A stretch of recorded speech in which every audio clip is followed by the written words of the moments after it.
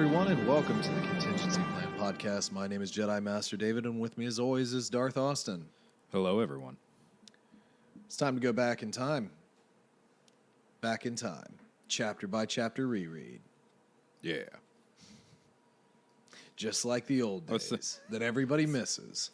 I was thinking about that the other day. It's like, how did we manage to squeeze like an hour out of one chapter of a book? We analyzed every word. We actually were detail guys back then. Yep, the detail guys. It's not even a joke. It was a reality at one point. Now, I don't know how many of those details. Yeah, I don't know how many of those details we actually got right, but, you know, there you go. Nor if they were important details or not. No, probably not. Well, folks, back again this week. We have, what are we at? Episode 14 of The Bad Batch, War Mantle. War Mantle. And then we are also going to go back into the new Jedi Order with the Edge of Victory, number 1, Conquest. All about little Annie. Yeah, and this, you know, it's been a few months, right, since we've done a new Jedi Order April book. was our last one, yeah. And, yeah, and this is about when, for me, the series starts to open up a little bit. So, yeah, probably strap in for a long episode, I guess. And it only took 2.5 years to get to the good part. Well, yeah, we started off very slow in the beginning. And then we got distracted. Well, true. We Like certainly did. Yeah, we certainly did by all the other events. But yeah, I guess knowing that we're going to have a long episode, how was your week? Not too bad. Got to go to the local fair this week. Spend a absorbent amount of money on fried vegetables. Ew, fairs, gosh. Yeah, that's right, that was. That has now come and went, right? Or is it still technically going on? They might still be doing today, I'm not sure. Yeah. Yeah, when I was a kid, I used to enter photographs that I took into the fair. I actually won some ribbons for those. Nice. Yeah, I was grand champion one year out of all of the stuff. I mean, everything. One of my photos of koi fish, I think. That's not nerdy at all.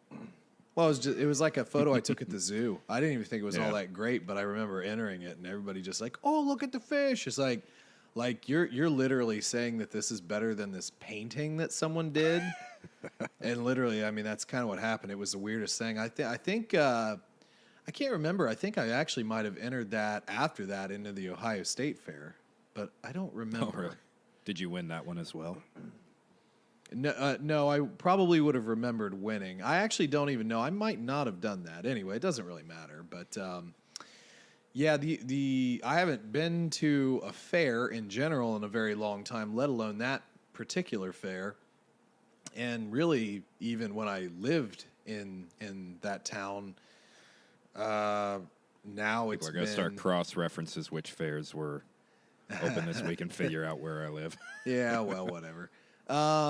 It's been over 10 years, but it's probably been over 10 years way over 10 years since I went to the fair. But the only thing I ever went to was like 3 stands, French fries, because those are good, fried cheese that looks like a corn dog, and then porchetta sandwich. Yeah, couldn't find 2 of those 3. Really? No fried cheese on a stick, no porchetta. Wow.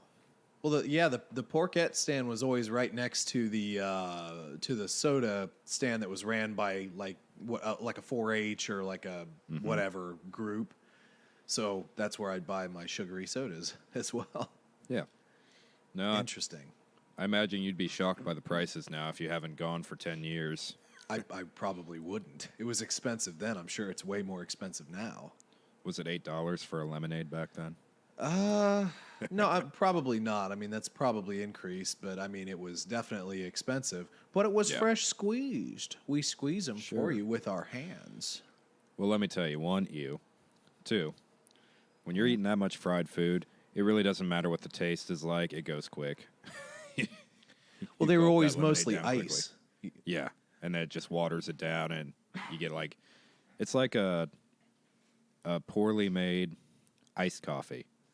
You get one really good sip, and then the rest of it tastes like nothing. Yeah. Yeah. That wouldn't have been my first choice, no. But I did get some fried green tomatoes, which was awesome. Oh, really? And Interesting. they're actually pretty close to Grandma's. I I'll be don't darned. remember. Did you like her fried green tomatoes, or was that one of the ones you didn't like? that she No, made? I did. It was about the only way I would eat tomatoes because I Yeah. was never a big tomato fan. I mean, like tomato sauce, okay, great. You know, Mm-hmm. fried green tomatoes, great, but I never wanted a tomato on a sandwich. I still don't. I still don't understand why we put a slice of tomato on a sandwich. Well, what about ketchup? Well, ketchup is not a solid tomato. I mean, come on. Ketchup doesn't make your sandwich fall apart. Just Tomato never will make your sandwich fall apart. Yeah, just never understood it. Not a big tomato, just general tomato eater. But yeah, fried green tomatoes are good. That's a different thing. Yeah. Well, that's good. It's good. Spending all your money at the fair. That's fun. Oh yeah, it was like a whole paycheck. Did It you was go ridiculous. to see like the Derby or Yeah. monster trucks or whatever the heck they're doing? No, we actually did do the Derby for Colin. He was thoroughly impressed by that. Yeah, I think little No. kids generally are. Then we turned around and we ordered tickets for Monster Jam in Nationwide. you know. Ah, So we're just gotcha. gonna go overboard with that kind of stuff for a few weeks, apparently. Yeah, bring your Yeah. ear protection. I'll just bring these. Wrap Yeah. up the cord. Oh, jeez. No, I think I'd rather just spend the $50 for a pair there. No, Yeah. I'm sure you would. Yeah, I don't think I've ever went to see monster trucks. I haven't either. That was never something that our parents really. I don't think they ever even asked, like, "Hey, would you want to go see that?" But why would No. they assume we would? You know. No. I don't really know how entertaining that would honestly be. It's kind of like NASCAR. Yeah, Is it really be that fun to do. entertaining? I mean, it'd be fun to do, but Maybe. it's like watching golf. We're gonna Yeah. offend everybody now. Everyone who's into NASCAR and golf, and also Star Wars. We just pissed them off. It's fine. I don't care. I don't care. Yeah, well, that's cool then. Not a bad way. You know, obviously doing summer activities is always fun. As little as possible with this heat. I've been trying Ye- to stay inside. Sure. Yeah, it has been pretty warm. That much is for sure. It should be cooling off a little bit this week, though. Or at least, you know, a little bit more mild. So there you go. Good time to start planning our hikes if we ever get to do it this year. Yeah, Half I mean, convinced we won't. Yeah, we will. I'm sure we'll get out there. But yeah, no, at least for me, just it was kind of another pretty standard week for the most part. Tried out a new brewery yesterday, so that was fun. Had a couple of new brews from there, so that was good. But yeah, realistically, aside from that, not much going on, at least on my front. I'm gonna spend probably the rest of today tweedling with my guitars. I finally decided that I really hate four-way switches on Telecasters, so I'm gonna replace it today and replace all the strings and all that stuff. So that'll take a little bit of time. Well, that'll be fun. Good times. Yeah, good stuff. Well, not really much news-wise. There was one convention that shut down. I guess Ewan McGregor was actually supposed to be at. I think it was something in Texas. I can't remember. I don't even really care to look it up, to be honest with you. Not like I'm in front of It a might not computer, even but exist. well, no. The thing is that obviously with everything going on, it looks like there are some cancellations starting to crop up again, which unfortunately is not good. Definitely a couple more lockish, downish things in some other countries and so forth, so that's not all that good. Disney's getting sued by Scarlett Johansson, and, the end of times are coming, If I say that's kind of cool, do we lose our Disney checks? I think we've already lost our Disney checks. Probably. Long time ago. Yeah, well, we were talking about it beforehand, but this whole, what are they calling it? Like Premier Access? Is that what it's called? Yeah. Which, I've heard a lot of people talk about nobody wants to like watch a movie in a movie theater. It's like, well, I do. I'm sure that there are people who don't, but I also don't want to pay $30 and $40 for a movie that's going to wind up being free after a few months on your streaming service. Yeah, if you're going to spend that kind of money, I'd much rather have the theater experience because you just can't beat that. No, that sound, that picture quality. It's just sure. It makes every movie you've seen 10 times better or worse, depending on the movie. Yeah, I suppose. I mean, I get why some people don't want to go to theaters, or maybe they didn't even before pandemic times. But like, I don't know. I think it's the money aspect for me. But I mean, apparently with the whole Scarlett Johansson thing, she's saying that Disney breached her contract by putting the movie up for this premiere access thing when it was only supposed to be in theaters, thus potentially taking money out of their I don't know if it was just her or her and the other actors' pockets or whatever, but I don't know. I if thought it's true, it's a huge implication. I mean, well, it could be because every movie right now has been. The Rock movie, the Jungle Cruise. Is that what I said it was? I mean, that's up there right now. Mulan and Cruella de Vil, that the Emma Stone movie.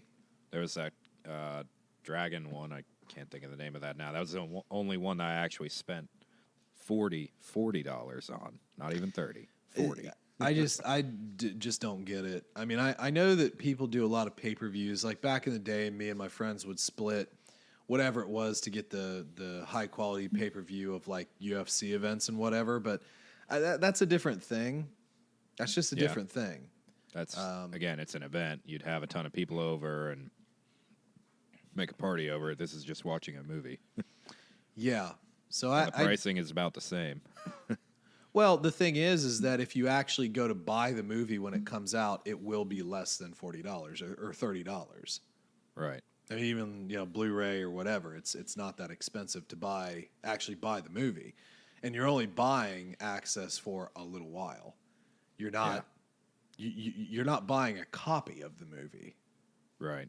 You're just buying the access or unlocking like a special. Yeah, I think they could have done something better with that had they called it the Vault and had it be a premium subscription service on top of the monthly and then just have a few bigger movies in that. I think that's stupid personally. But I'm just saying, like, charge an extra $1 or $2. Don't charge $40 for something that's, I mean, you're literally throwing money away doing that. Well, and I know that it was in response to the pandemic, so it wasn't like we can cook this into the cost of the actual subscription because it's a new thing.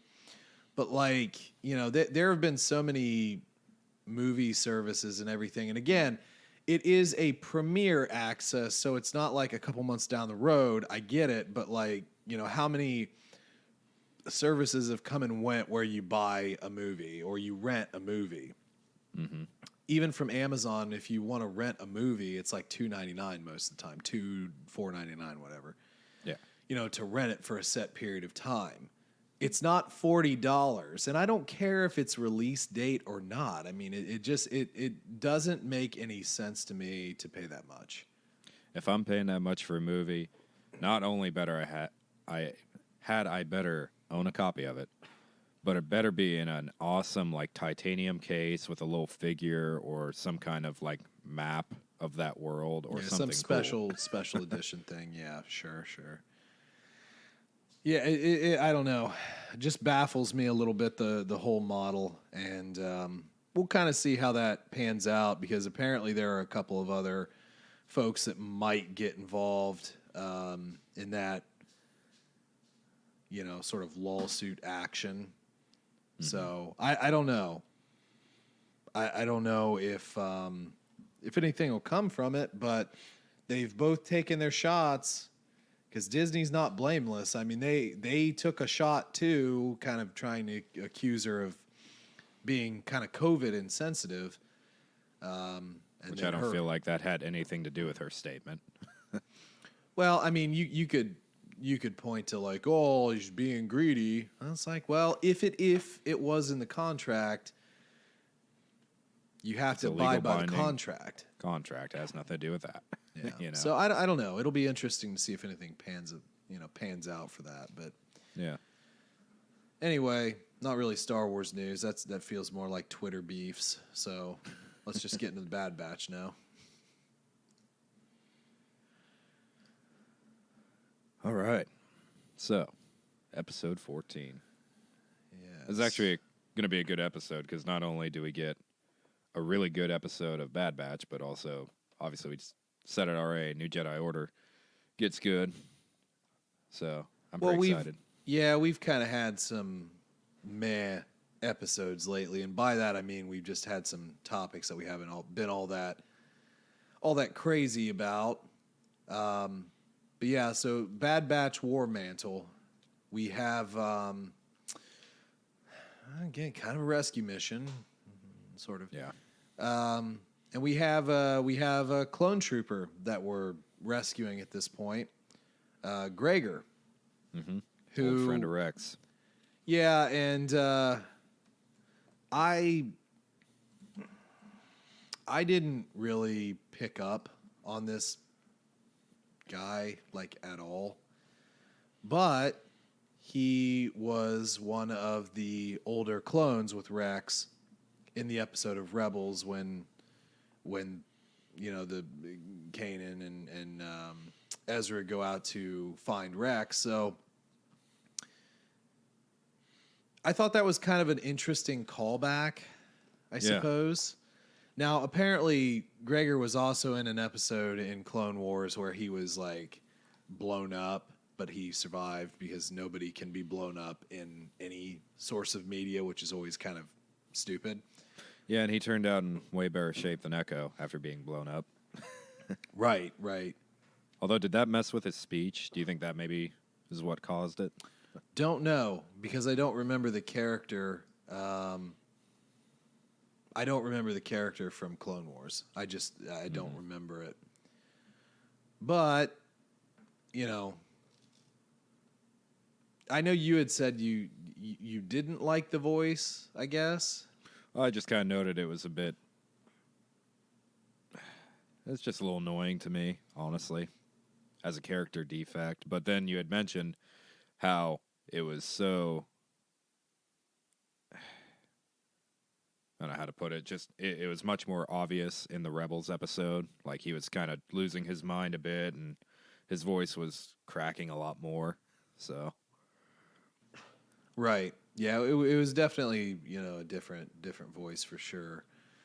But anyway, he's running from basically the Empire alien here. dogs, and Rex gets in contact with the Bad Batch, essentially asking them for help and to follow a beacon. Now, the interesting thing here with Rex is that we kind of have him possibly in some trouble himself. He's sort of hooded and cloaked and everything. yeah. And then he sort of has to run away. So maybe we'll get more of what his trouble is kind of in the maybe next episode, possibly. Yeah, we're getting close to the finale, so I'm sure it'll be something major. Right. Well, we're definitely building up to the Empire's dismissal of the clone army. It looks like. So anyway, our Bad Batch here does agree to go after this clone trooper, which they're kind of reluctant to do. They're on a job for Sid. But they wind up, going about it. And Yet again, listening to their leader, Omega. Yeah, sort of. Now, we do get some flashes here to Camino as well, which I think is interesting. And again, you kind of played the games where we had sort of the more conflict on Camino, but with our admiral here in Crosshair, it's being made very, very clear that, the Kaminoans their usefulness is up, and, it's like, well, they're totally going to be eliminated. That's Right. the vibe. Yeah, they're not going to allow them to continue to build an army that isn't for the Empire. Right. And we also see that they are still producing clones because we have some little Jangos here. Younglings. So, yeah, some younglings. And the prime minister is kind of telling his folks, it's like, well, I'm going to try and like get you out of here, because Yeah.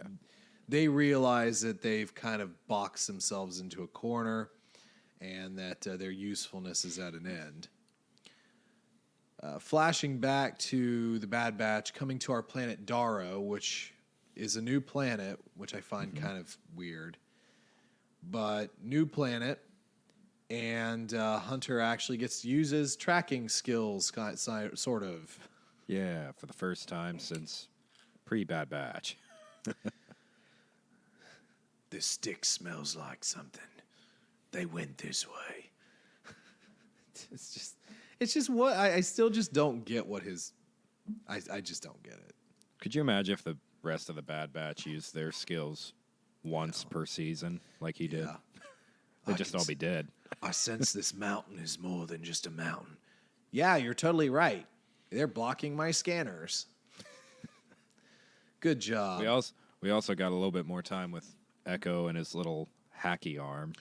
Well, He used that like 20 times in this episode, it seemed yeah, like. well, they definitely seem to be certainly highlighting Echo more, and he also is definitely the pilot. Mm-hmm. Which is kind of odd. Yeah. I mean, He wasn't at first, and don't really see how that fits his credentials. Seemed like a tech job, but... Well, I mean, knowing tech, he would know about a shuttle, but I don't know. It just... Because even later in the episode, he becomes the pilot again. It's like, oh yeah, I guess he's just the pilot. Why can't Hunter be the pilot? Wouldn't that make more sense that your supposed Your leader leader can also pilot? And he doesn't really, does he? Hunter really does nothing on the ship. I just don't. Seems like. He's just the last decision maker, I guess. Anyway, They kind of expounded on that a little bit on this episode. They had a little moment where they're like going back and forth on whether or not to save him. Wrecker's just like, oh, I see your point. Oh, I see your point. What do you think? yeah. Like, just Omega overriding everything. Yeah, it's like, I totally think we should do this. Oh, do you? Okay, let's go with Omega. All right. It's almost like they're setting it up for Hunter to die and Omega just take over as leader. Wouldn't that be, like, super awkward, but it almost feels like it could happen? Maybe. I don't know. I just, again, it's like there's still really not much to interest me about Omega yet. Because, I mean, Yeah. anyway, if she's just a clone, then what? I don't get it. I don't get what the super secret is yet.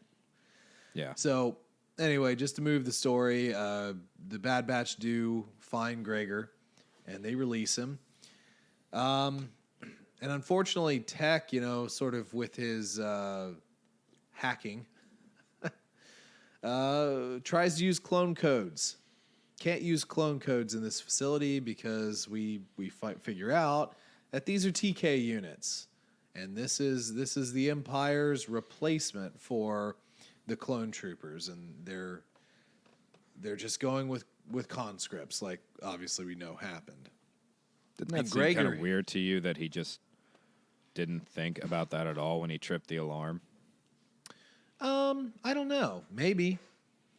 I guess we don't know how intuitive computer systems are in the Star Wars world, whether or not he True. would have noticed the differences, but it just seemed kind of funny that the smartest guy there makes such a stupid mistake. Yeah. Even yeah, when Gregor's for sure. like, you idiot, I knew that. Don't do that. Right. Well, his whole position here is he was actually a trainer. He was training these troops, which I found to be kind of an interesting thing here. But so he's training the troops. We do have some fighting through the halls, and again, More stunning. they're stunning. And I just, now that they know that they aren't clones, why Why are they stunning? Well, because they're nice guys. They don't want to kill anybody. I mean, they don't want to use violence. It's like, well, what are we talking about here? It's funny because this show at one point was one of the more violent, if not the most violent, out of all the cartoons, and now it's just super. Like they backed off, like they got complaints or something. Well, they're still being shot at, but it's just the Bad Batch continues to use stun. I don't get it. I guess I just don't get it. Maybe I should get it. Maybe I'm just far too violent for my own good. But of course, that being said, upon the rescue attempt, which you caught the little escape through the exhaust port. Yeah. Which was like the world's smallest exhaust port, by the way. Mm-hmm. How did Wrecker fit through that? Well, he wasn't there though. I mean, he was in the ship, but True. But my point was that Wrecker, when they were attempting the rescue, Wrecker does shoot some bolts at him, so he wasn't on stun, which again makes sense. Yeah. How'd you like the? I don't know what they called this guy. I don't remember if they called this an ARC trooper or not. But the yellow insignia trooper that took multiple stunning shots to take down. Yeah, that was pretty interesting. I guess I don't understand the concept of a stun shot because it doesn't really make sense to me, but it was pretty cool. Yeah, it kind of felt like the Bad Batch they were having a little bit more trouble with this guy, So is he a boss? He's a boss. So I don't know. We're starting to see some variation in the troops. So there obviously are some more elite guys here that they have now, not just like later. But they, again, we're setting the stage. Less skilled troops, more numbers type of deal. But they obviously do have some ideas about having some better troops as well. So we had Old Yellow, but Old Yellow didn't really last either. So. And then even upon the escape, we kind of see some of the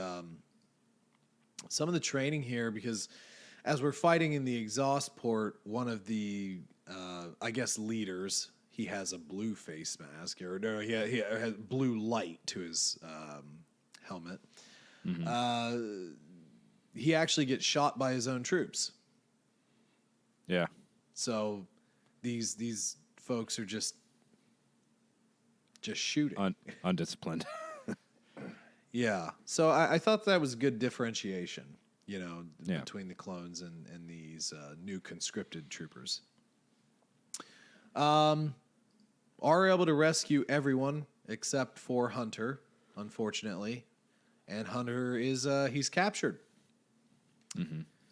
And we kind of end this episode. Well, there's two parts of the ending of the episode. The first part is the Prime Minister of Kamino is confronted by our Admiral, and they caught the Kaminoans that were trying to leave. And he tries to sell out the scientist. Well, he says, I could use a scientist, but I don't need a politician, and the implication is that the Prime Minister was killed by the troopers. Were you half expecting to hear blaster shots? Yeah, I was actually kind of, and to be honest, too. like, I didn't hear anything in that point, so yeah, I was a little confused because again, like you close the door and there are like a couple of troopers in there, you just kind of assume, They just stood in there and stared at him. He's like, "What are you guys doing? Can I leave? Okay, bye." Yeah. So I don't know. Maybe he'll still be there, but I guess the implication is that he might be dead. And then the end is where we have sort of the confrontation, or brief sort of couple words between Hunter and Crosshair. Mm-hmm. And I actually have to say, like, so Crosshair says, I was hoping for the whole squad, but you'll do. You'll do for what? Yeah. Is my question. And it kind of cycles back. Indoctrination. No. Well, it cycles back to, do they need the Bad Batch for something? Or does Crosshair just have like, I just want to kill people now? Or is this a case of his chip actually was fried and he's turned back and it's like, but you'll do to help me get out of here or something like that. So I don't know. Might be interesting, but we have to wait till next week. Yeah. Which I'm assuming we'll have our 2-part finale. I don't know. Is it going to be 2-part finale? Oh, I haven't heard anything about that, but typically, I mean, it would make sense to do one. Either, I don't know, we could do another setup and then a longer, like, hour and a half episode, but yeah, we'll see. It'd be interesting to see. We will see. So, anyway, I thought it was a pretty good episode, all things said. So, yeah. Yeah. Yeah. Good episode. Yeah, good Very stuff. good episode. Yeah, it's fine. It's good. It's okay. It's good. Good stuff. It was terrible. It was awful. I hated it. It was super, super cool. Super cool, super sweet. All right, man. Anything else Is that you your want to talk rating about? for Bad it? Super Batch? cool, super sweet? Yeah, well, I mean, as far as rating, I think, I had a conversation with somebody about Bad Batch, and it's like, Bad Batch is fine. It's just I fine. I think in a way I've tried to rethink some of it a little bit in my own mind because like I found that we've been pretty harsh on things when in reality maybe we don't need to be that harsh on the series because it's not really anything super impactful. But Yeah. I think so many people are looking for impact with everything Disney does, but in reality it's just entertainment, Wouldn't that just get kind of exhausting, though, if everything was a huge reveal like Mandalorian True. Season 2? I mean, Yep. Yeah. I don't know. I don't know. it's man. like every Star Wars book we grew up with wasn't like a huge, mind-blowing reveal at the end. Some of them were just good little filler stories. Right. Yeah.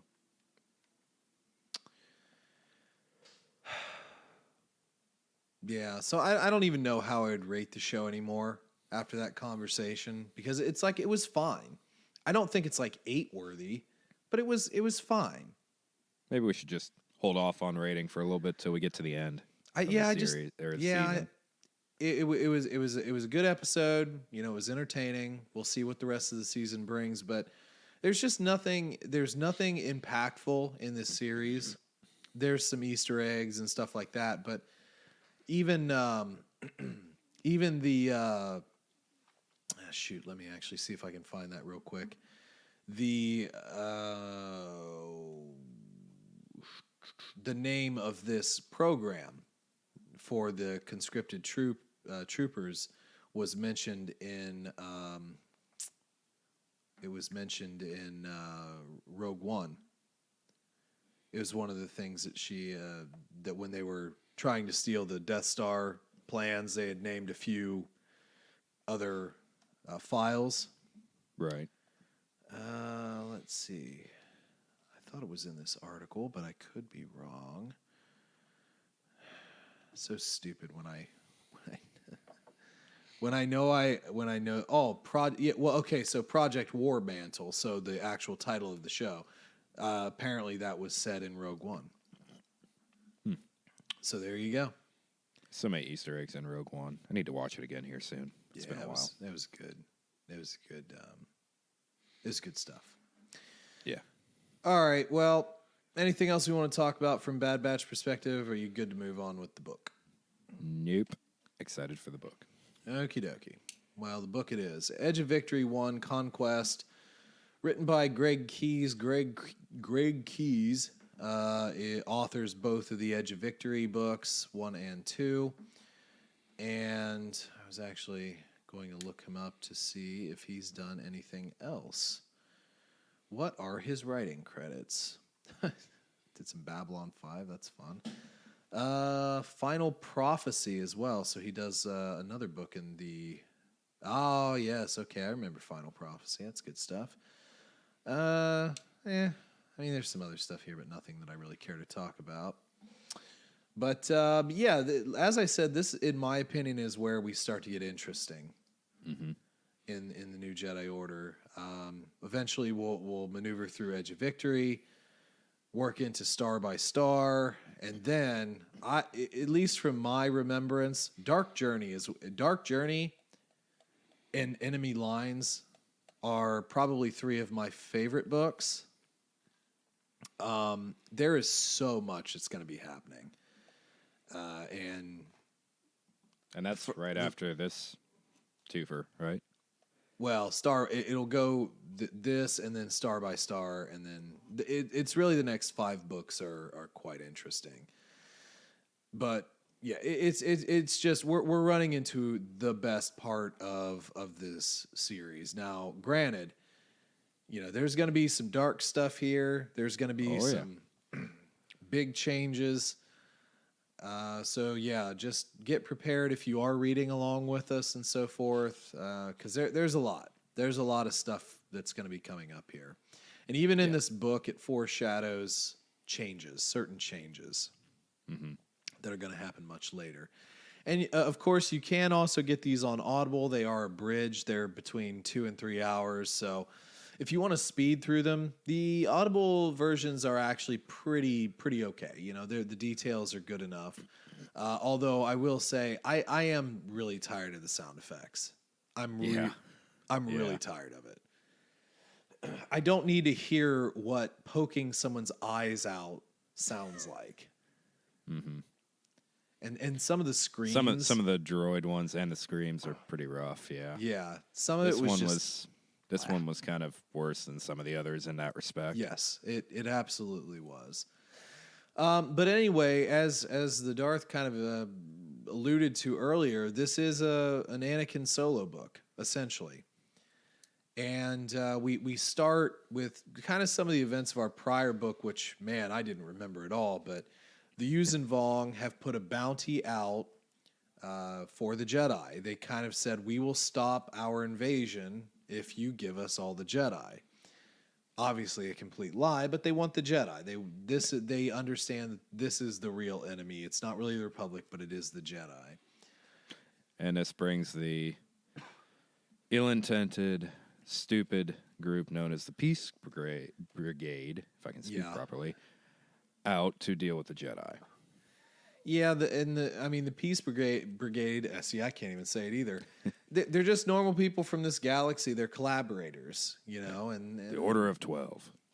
Yeah, we did get that in here. The Order of 12. So there's always some power behind this. But what we sort of our main conflict is the Jedi Academy on Yavin 4. Anakin has the feeling that this is going to be the next Yuuzhan Vong target, which makes sense. Luke is also sort of aware of this, but he's running into a problem with the Jedi. Unfortunately, the existing Jedi here are starting to turn against themselves as well. And what was the quotation, like Jedi for Jedi or something like that? Jedi for the Jedi, yeah, from old Kip. Yeah, and the thing is like they're kind of fighting for their survival on two fronts. So I get how that kind of goes, but it definitely is going against sort of the ideals of the Jedi. Yeah. But these Jedi at this time are far more kind of self-serving in a way, and Kip and his whole group, they're really out there. I mean, they're not doing bad things. They honestly are trying to do the right thing, but they're probably also really scared that they're going to be hunted down, and they want to strike first, and Luke isn't really allowing for that, Well, and this actually brings up quite a big topic. Not that we'll probably delve into it too much, but, Kip mentions we're trying to emulate you when you fought the Empire. Yeah. And Luke's retrospective of that is kind of interesting, how he kind of almost regrets what he had done in a way, which, what he did was kill a lot of people. So that's probably a good thing. Well, but the problem, it's always kind of the duality of the Jedi and how you sort of think about a Jedi. It's like, well, you are warriors, no matter what you think. You do fight for the light. On the other hand, you are supposed to respect life. And we kind of see this in the High Republic where, you know, they have the internal monologue about, oh, I don't want to kill them, but, you know, they're trying to kill me. Oh, Yeah. my God. What are we Yeah. going to do? Well, They make a much bigger deal of it than, you know, the New Republic era Jedis, for sure. Sure. But Luke is certainly pushing back. But the thing is that, and we've talked about this before, the Yuuzhan Vong value strength, and I feel like now we're kind of at the point where the New Republic sort of knows how to fight the Yuuzhan Vong a little bit better. Like they're not going to be necessarily taken off guard by their weapons as much, and maybe a push wouldn't be a bad thing. You know, right now we're being very defensive about everything, and the Yuuzhan And Vong the longer are we still... wait, the more they learn how to deal with us. Right, exactly. But, you know, the politicians really aren't helping either. So anyway, the idea is to send, what was his name? Talon Card, I believe was... Talon Card. He's not a smuggler at all. No. Oh yeah, so his last name is actually spelled Karrde, Carde, but they said Card. But Cardi B. Talon. And he looks like a vampire. At least this one little picture of him with his neat little goatee and his Lando Calrissian cloak. Some of the Wikipedia art for some of these characters is kind of rough. Oh, it's fun though. Sometimes Like Valen Horns doesn't look like his race at all. It's literally just a sketch up of him. Well, sure. Oh, this one picture makes him look like the old Nighthawk. That's interesting. Or whatever. I don't want to talk about all the Marvel folks who have bows and arrows that I never remember. There's like a ton of those kind of Robin Hood looking people. Anyway, wow, this is actually a rather long article. I have no idea about this guy. Like, I really don't. And it's oh my goodness, it goes on for a long time. There's like a lot in here about this guy. Maybe we should read up on this guy. Well, he is Corran Horn's father-in-law, correct? I believe that is correct, yeah. Yeah. Anyway, Luke sends Card to rescue the Padawans and, you know, anyone else who is on Yavin. But Anakin decides that he has to go. Yeah. And a lot of this is sort of centered around his best friend, Tahiri. Oh. Yes. Didn't you love how many times they said, referred to each other as best friend? I'm your best friend. I know. Not so fast, best friend. I'm your best friend. Just kiss already. Right. Oh, goodness. You know, and the funny thing is that, you know, briefly, I kind of forgot the character, and I don't know why, but I just got, maybe it was just the way the dude read it, but I was like, is this like a lizard person? I don't know why. It's just like the descriptor, the way the guy read the character, it just didn't make much sense to me. And then, you know, to like re-look her back up, and she was on a cover of one of the books. So I know who she is. It was just one of those things. It's like, no, she's a blonde humanoid with green eyes. Yeah. I don't know why it confused me so much in the beginning. I was like, whatever. I don't know why I got it. I just wanted to share. Sharing is caring. But one of her pieces of art is the cover of, what book was that? I'm not going to find it. It doesn't matter. But her later involvement in one of the Coruscant stories in the series is quite possibly one of the more interesting parts of this series. And That's further down the line, but we when we get there, there's a lot of really interesting diving into, some of the bad stuff about Coruscant. Yeah. Anyway, so Anakin wants to go rescue his girlfriend, or best friend. Best friend. Best friends forever. Yeah. It's all in the details. And we have a couple of other Jedi here as well. Yeah, we have Master Ikrid. Right. For a little while, at least. Shh, don't say that. There really aren't that many people at the academy. There's like a handful of kids, two other Jedi, and then the Master. The Solasar twins, Yep. Valen, Horn, Corn's little boy. Yep. And then Sana, who is kind of brushed over pretty quickly in the story. So True. So when we get to the planet, and also feel free to add any. Well, actually, I guess we should back up a little bit to the whole Jedi meeting, because Jason and Jaina do attempt to. They attempt to keep Kip there. yeah, because they know ultimately that he'll take like half the order with him if he decides to leave. Right. And that doesn't really help out. Unfortunately, again, I think Luke is kind of, we're seeing he's lost a little bit of a grip on the order, so to speak.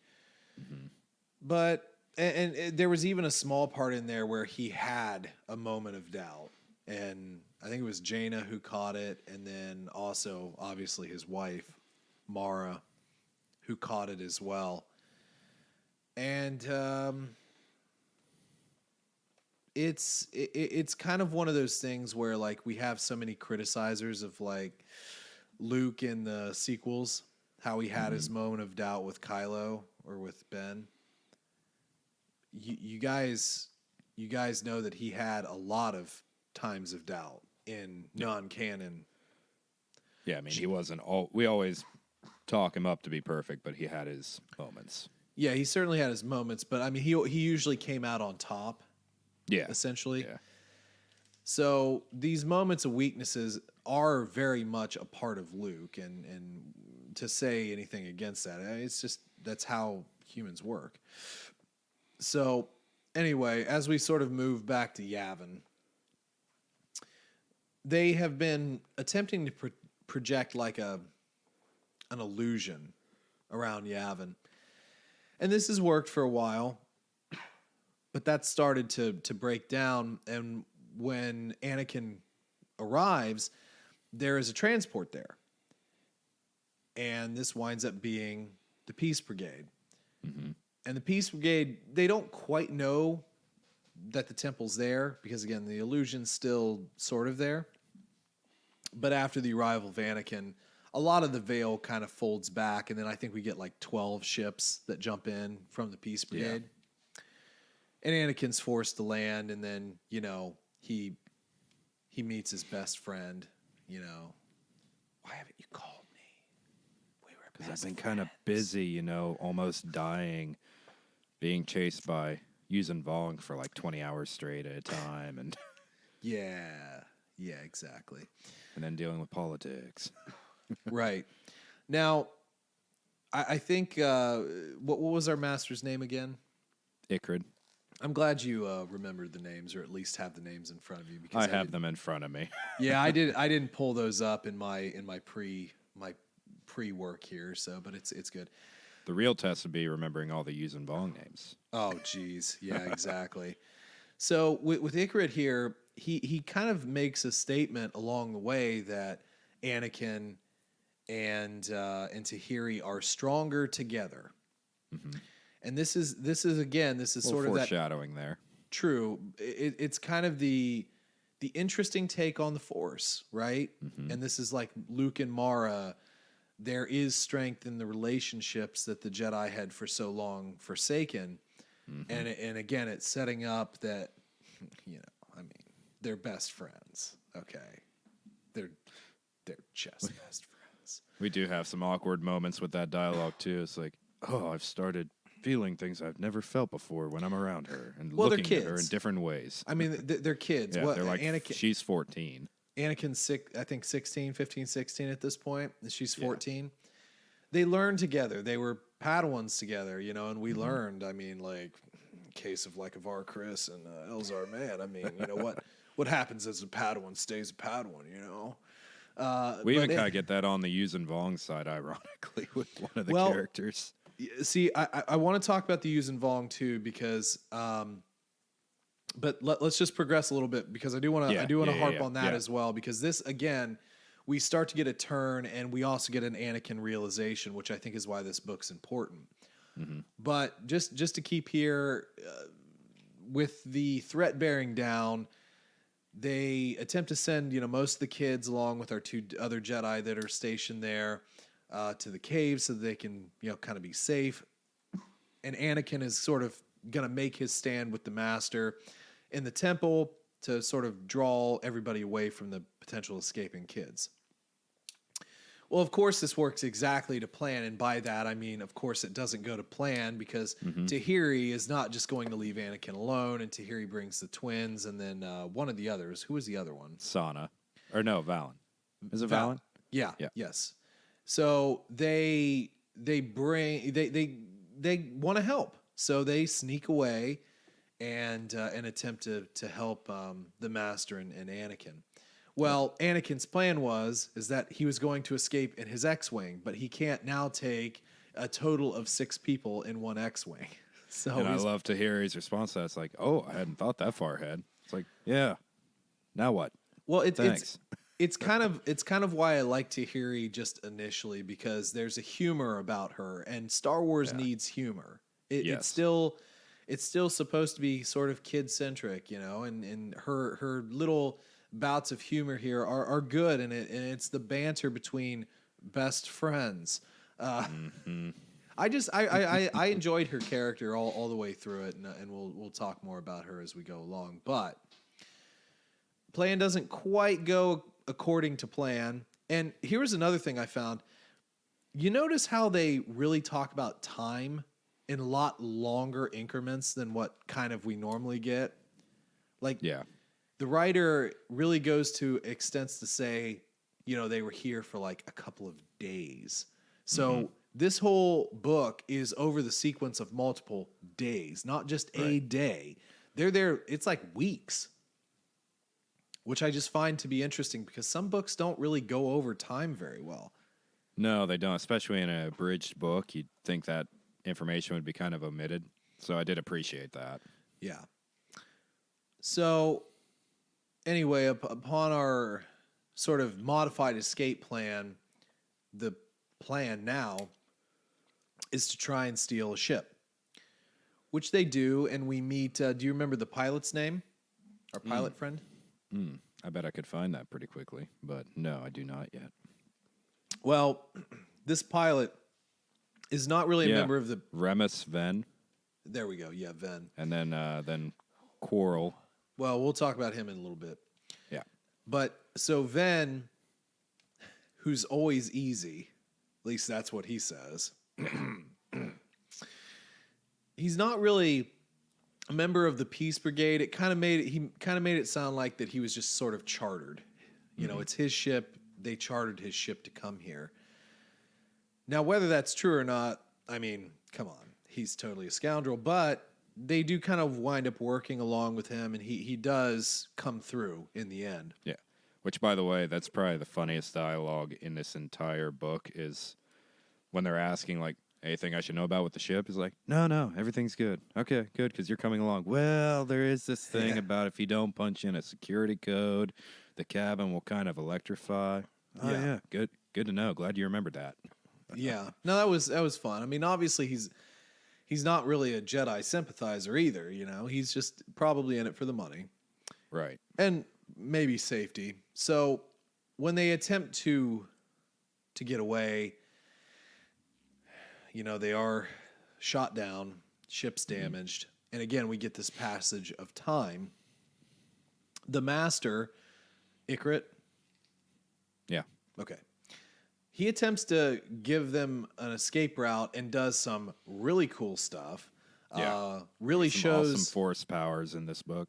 right, and he even says in the beginning he's not really a warrior. It doesn't even seem like he has a lightsaber, but he just sort of casually is strolling through, this mass of people who are trying to kill him. And for a while, he was able to do it. He was able to like buy time, but eventually he was killed.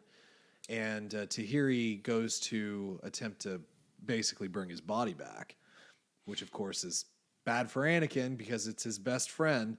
And unfortunately, he's forced to leave her behind for the time being. And that kind of gets into the Yuuzhan Vong here a little bit. So let's follow some Yuuzhan Vong, because first and foremost, we have the what were our sort of our master shaper. Shapers, that's the word. Mezzen Quad. Right. Is our master shaper. So the Shapers are They're kind of like scientist surgeons almost in with description. 8 fingers. They get different hands, so they have more fingers. Which are actually really lethal near the end of the book.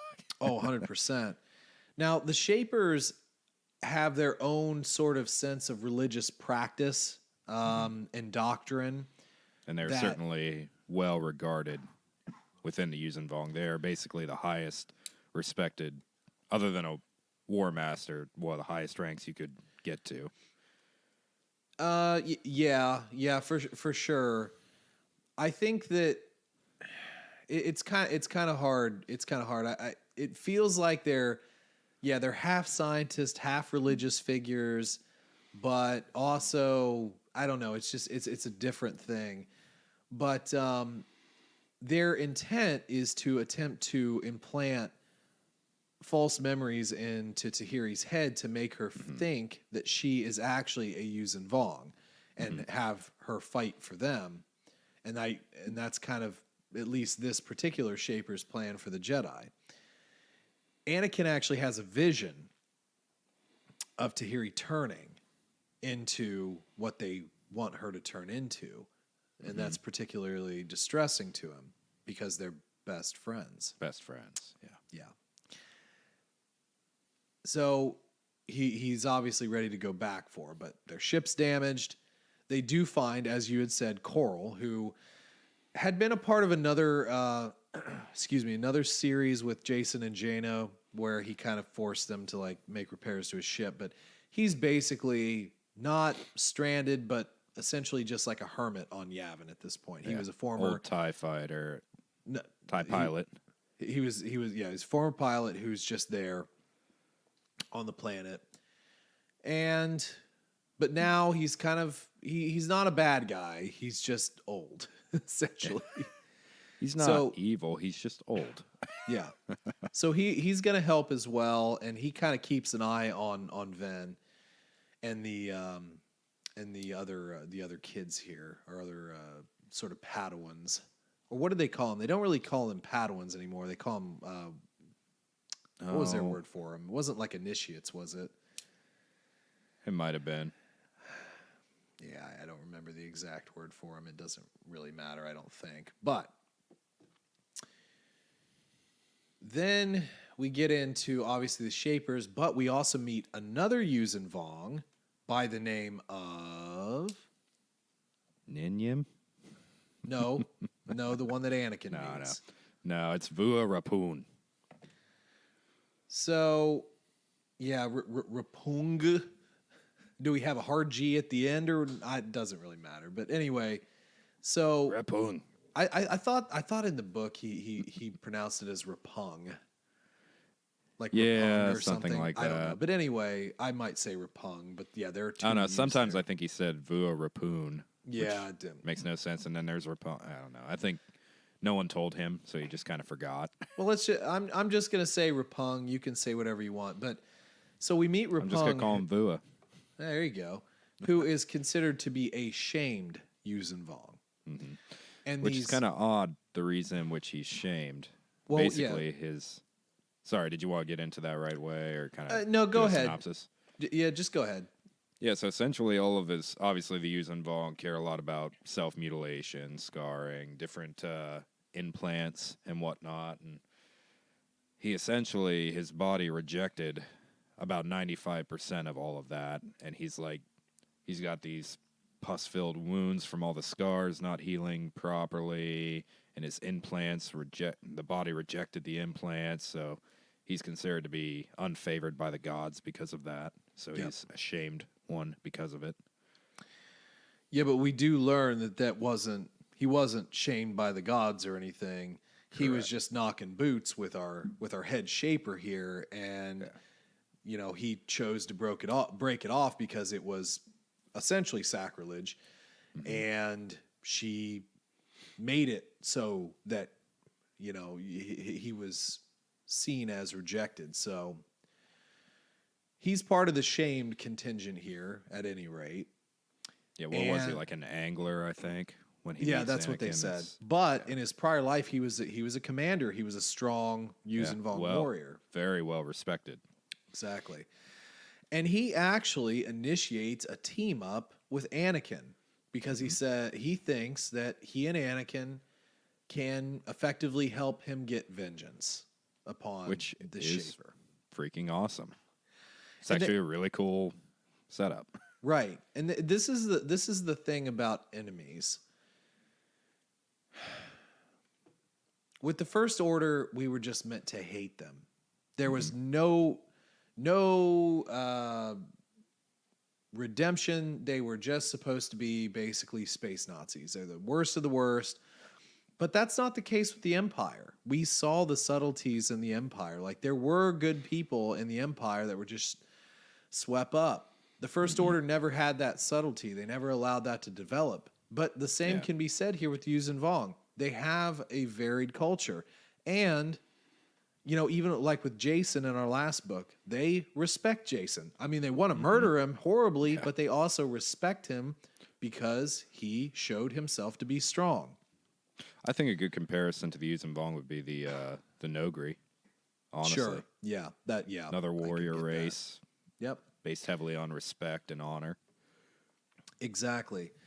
But the thing is, they're just so different from the humans in this galaxy that there's going to be a natural clash. But again, there are some differences here. So Rapung teams up with Anakin and basically says, "We'll get your friend back, and we'll get my revenge on the Shaper, and it'll be great." He even says, which is a stupid goal, by the way, but I'll help you with it. And again, it's so funny that they just. It wasn't even a thing. They didn't even really have to have this whole learn to trust each other. They just went with it. And sometimes that's kind of refreshing where you just go with it. And there's not many other characters that I think would do that other than Anakin, to be honest. True. You couldn't see that happening with Jason, Mara. Yeah, no, for sure. And it is something that makes Anakin a very unique figure here. So the plan becomes that Rapung is going to take Anakin into the camp as a slave, and Rapung had actually faked his death, so he's coming back into the fold. Nobody really seems to care, and Anakin gets to stroke plants, hundreds of plants. Goes back to that description, numbers. It's great. Yeah, well, this was an interesting thing in a way. So upon entering the camp, and I guess we should also mention that Anakin's Kyber crystal does get damaged after he's thrown off of his makeshift speeder, and before he meets Rapung. So he has to hide his lightsaber. He goes into the camp, and he is shown these plants. Lambents. Lambents, yeah, there we go. And inside of these plants, once they get stroked enough, they reveal a crystal, which the Yuuzhan Vong just use as a light source. Yeah. But Anakin feels sort of that these things are living like kyber crystals. They're not, but they're like kyber crystals. And he steals one after stroking it, and he steal- descriptions, man. Come he on. steals it and intends on attempting to rebuild his lightsaber using this crystal, which is very interesting. We do have some stories of some different crystal stuff, but it doesn't always come up very much. Yeah. And then he has to have some time to connect with it. And this is where it starts to get very interesting for Anakin, because Anakin starts to realize that maybe he is a different type of Jedi. Mm-hmm. He starts to see that maybe the Jedi philosophy could tell you that you can't fight the Yuuzhan Vong because they're not of the Force and it doesn't affect the balance. But but they're clearly evil. Yeah. So do I just ignore them because they don't affect the Force? Do they affect the Force? Does that make it right for me to ignore them? Maybe I'm not. Maybe and he even says it, maybe Master Yoda's wrong. Yeah. Maybe this isn't how we should be serving the Force. Yeah, it was a very interesting conversation he had with himself. In the end, he does decide that he must fight the Yuuzhan Vong. And he is able to connect with the crystal and power on his lightsaber because he himself has now brought himself into balance. Yeah. And it's funny. It's almost like he uses the lambent crystal as a bridge to be able to sense the Yuuzhan Vong, not albeit in a way that he would with the Force, with every other living being, but in a cloudy kind of way, he's able to sense their presence. Yeah, and that's what's so interesting, because again, that's always been the problem with the Yuuzhan Vong. They're not connected to the Force; they're connected to their own biological entities. And now we have a Jedi who has learned to connect with something of the Yuuzhan Vongs, and now, even in a hazy way, he can see them. Yeah. Which is big. Kind of makes you wonder why they didn't title this book Balance Point, honestly. Seemed like it'd be a little more fitting in a way. Well, because it's the edge of victory. Is it, though? I mean, kind of, I don't know. It could have been Edge of Victory balance Point. Yeah, I guess. Now, after this, we do get into the rescue mission, which I have to say I really enjoyed it, because it was just basically hack and slash through the Shaper's, sort of home ship. They just landed on the temple, and it just I don't know. Sometimes I like a good 90s action movie where you just run through all the enemies and you're just hacking and slashing. It's kind of fun sometimes. Yeah. Anakin is essentially Kurt Russell in this. Or Vin Diesel. Well, what did you think about his maturity in this book? Because for me, I thought he felt extremely mature.